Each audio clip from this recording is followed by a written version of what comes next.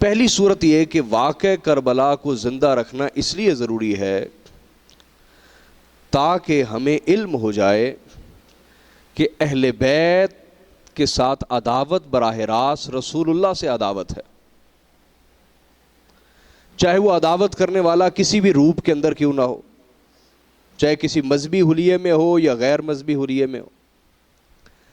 جو اہل بیت سے عداوت رکھتا ہے وہ براہ راست رسول اللہ سے عداوت رکھتا ہے۔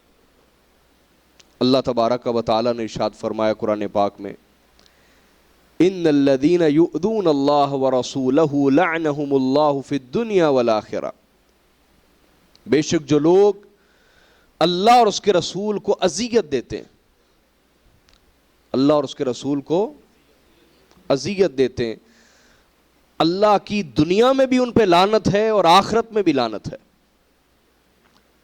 وَأَعَدَّ لَهُمْ عَذَابًا مُهِينًا، اور اللہ نے ان کے لیے ذلت والا عذاب تیار کر رکھا ہے۔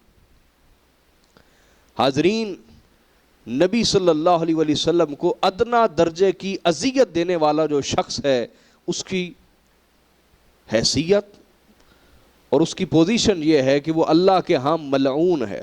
اللہ کے ہاں ملعون کہتے ہیں جس پر لعنت کی گئی ہو، جس پر بولیے وہ ملعون ہے، اللہ کی دنیا میں بھی اس پہ لعنت ہے، آخرت میں بھی اس پہ لعنت ہے۔ میری بات اب سمجھے یا نہیں؟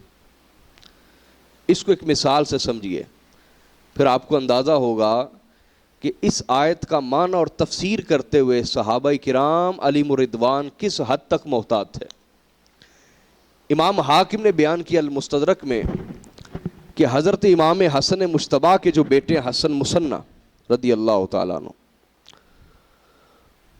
انہوں نے رشتہ طلب کیا حضرت مسور بن مخرمہ سے، یہ صحابی رسول ہے، ان سے ان کی بیٹی کا رشتہ طلب کیا۔ امام حسن مجتبیٰ کے صاحبزادے نے، حضرت حسن مثنیٰ نے، تو حضرت مسور بن مخرمہ نے فرمایا کہ وقت طے کر لیجئے، میں بھی حاضر ہو جاؤں گا آپ کے پاس۔ وقت طے ہو گیا، عشاء کی نماز کے بعد مل بیٹھیں گے۔ حضرت مسور بن مخرمہ آ گئے اور آ کے حضرت حسن مثنیٰ سے کیا فرمایا؟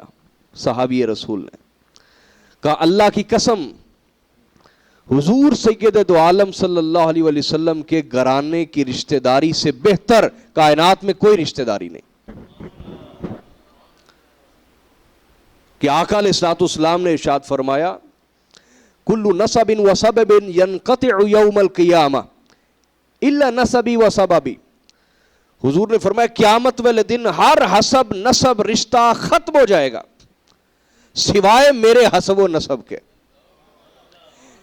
میری رشتہ داریاں، میرا حسب و نسب قیامت والے دن بھی باقی رہے گا۔ لیکن فرمایا کہ حضور سید دو عالم صلی اللہ علیہ وسلم نے یہ بھی فرمایا ہے، انما فاطمہ بضعۃ منی، کہ بے شک فاطمہ میرے جسم کا حصہ ہے۔ یسرنی ما یسرھا، جو چیز فاطمہ کو خوش کر دیتی ہے وہ مجھے بھی خوش کر دیتی ہے۔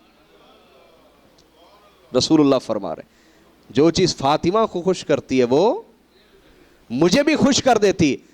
اور فرمایا فمن اغضبها فقد اغضبنی، اور جس نے فاطمہ کو ناراض کیا اس نے مجھے ناراض کیا۔ تو حضرت مسور بن مخرمہ صحابی رسول کہتے ہیں کہ آپ کے نکاح میں سیدہ فاطمہ الزہرا کی صاحبزادی ہے، فاطمہ بنت حسین، امام حسین کی صاحبزادی۔ اگر میں اپنی بیٹی کا رشتہ بھی آپ کو دوں گا تو وہ تو سیدزادی کی سوکن بن جائے گی، اور جب وہ سیدزادی کی سوکن بنے گی تو سوکن ہونے کی وجہ سے یہ بات سیدزادی کو تکلیف دے گی، اور اگر انہیں سوکن کی طرف سے بھی تکلیف پہنچی، حالانکہ سوکن کی طرف سے تکلیف پہنچنا ایک انڈرسٹوڈ سی بات ہے، وہ تکلیف نہ بھی پہنچائے تو انسان سے برداشت نہیں ہوتا کہ میرا محبوب تقسیم ہو گیا ہے نا۔ میری بات سمجھ رہے ہیں؟ تو کا سوکن کی وجہ سے بھی اگر سیدزادی کے دل میں تکلیف اٹھی تو وہ تکلیف سیدہ فاطمہ الزہرا کو بھی ہوگی، اور جو تکلیف سیدہ فاطمہ الزہرا کو ہوگی وہ تکلیف محمد رسول اللہ کو بھی ہوگی، اور میں پناہ مانگتا ہوں کہ میں اللہ کے رسول کو اذیت دوں، لہٰذا مجھے معاف فرما دیں، میں آپ کے نکاح میں سید زادی کے ہوتے ہوئے اپنی بیٹی کا رشتہ صرف اس وجہ سے آپ کو نہیں دے سکتا، ورنہ آپ کی رشتہ داری سے بہتر کائنات میں کوئی رشتہ داری نہیں ہے۔ آپ گہرائی میں اترے ہیں۔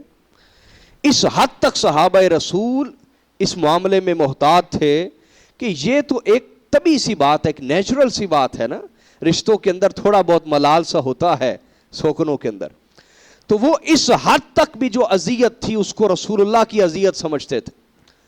کجا یہ کہ وہ لوگ جنہوں نے علل اعلان اہل بیت رسول کے ساتھ عداوت کی اور بالآخر انہیں شہید کر دیا، ان کا معاملہ کس حد تک اذیت رسول کہلائے گا۔